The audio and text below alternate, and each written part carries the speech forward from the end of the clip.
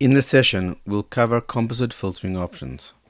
To better understand how the set of capabilities work, let's use the simple example grid of promotions and measures. Using the right-click quick filter mechanism, let's focus on the top 10 promotions based on sales. Then, let's add a second quick filter using quantity to drive the top 5. This effectively creates a two-tier nested filter using sales followed by quantity. If we open up the Advanced Filter dialog, we can see the setup. First, we see the top 10 filter using the sales metric, and we see the second top 5 filter using quantity. This little drop-down shows the mechanism used between the two filter operations, which is nesting in this case. Let's edit the first filter to the top 5 based on sales,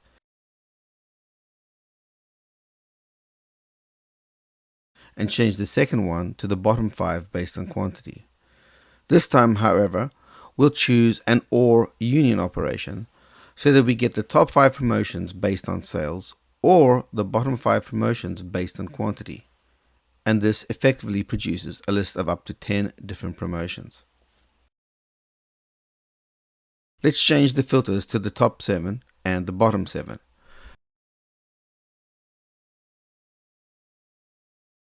But this time, let's choose the AND intersect function. This will find promotions that are both in the first and second filtered lists. It appears in this case only one promotion fits into both the top 7 promotions by sales and the bottom 7 promotions by quantity.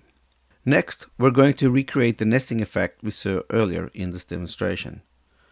So first, let's find the top 7 based on sales, and then within this listing, we'll filter promotions to the bottom 4 based on quantity. In the next stage, we're going to add a third filter to demonstrate filter grouping.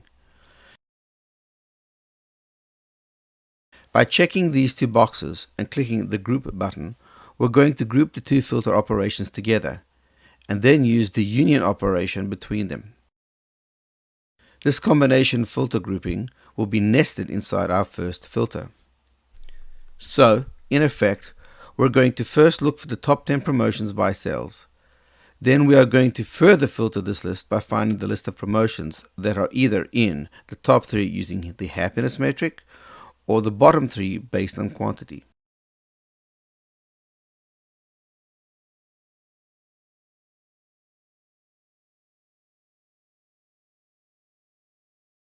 As you can see, our resulting 6 promotions are produced from this filter scheme.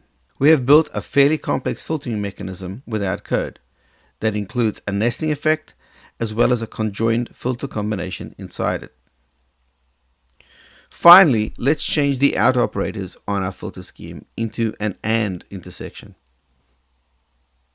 The resulting 2 promotions that we see on the screen come from a list of promotions that are in the top 10 based on sales, that are also in a listing of promotions that are either in the top 3 based on happiness or the bottom 3 based on quantity.